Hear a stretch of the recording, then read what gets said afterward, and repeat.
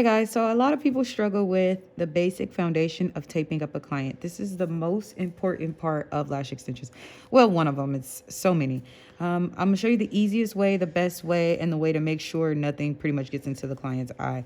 You're always just gonna snap the pad, right? Always just gonna snap the pad.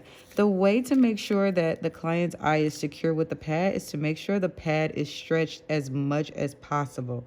Have the client look directly up at you and set the lash pad down.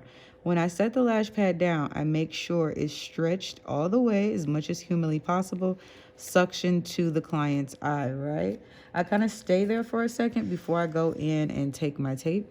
I like to take at an angle, especially with the client's eye. You can see it's a little bit deep set, not too much. So I'm going to come on that outer corner and I'm just going to make sure I secure the lashes as close as possible to the lash line, water line, but not inside the water line, at an angle. Have the client look straight up. And then you're just going to set that tape down perfectly. Go ahead and close. Now I have the client open up one more time. And as you guys see, when I moved, you see that outer corner right there starts to move up. So I just come through with a micro pore tip, get the other lashes out the way.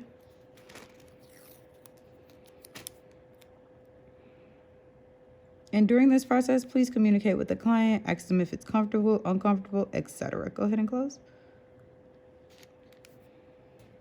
And there you have it, folks.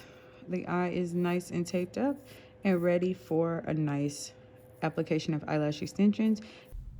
Now, I did not record the process of the eyelash extensions because I really honestly thought that the application of the rhinestone was much more important. If you guys want a full class on Wispy Lash Map, if you guys want a full class on how I do my sets, please comment down below. If you want individual, in person, you know we got you covered at jasmineakia.com, okay? So this is what the finished product looked like. Wispy, flawless, just absolutely amazing. Okay, very, very lightweight and flawless. I did attach the Amazon link for the rhinestones. We're gonna take the smallest amount of our Jazz Lash Quickie glue and we're gonna put it on a micro pore tip, just like this, and we're just gonna set it right at the tip here, just like that. I'm gonna set a nice amount so that way the rhinestone doesn't move.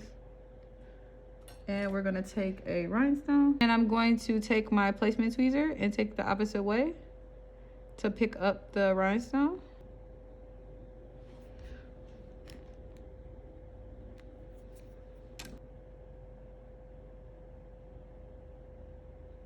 So I actually ended up switching out to an isolation tweezer. I found out the precision was just a little better and it wasn't getting as chunky.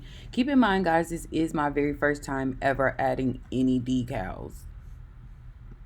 This is what the final look turned out and looks like, guys. It is absolutely amazing. Please like, comment, subscribe if you want, and also check the link in the bio because I included all the supplies there, okay?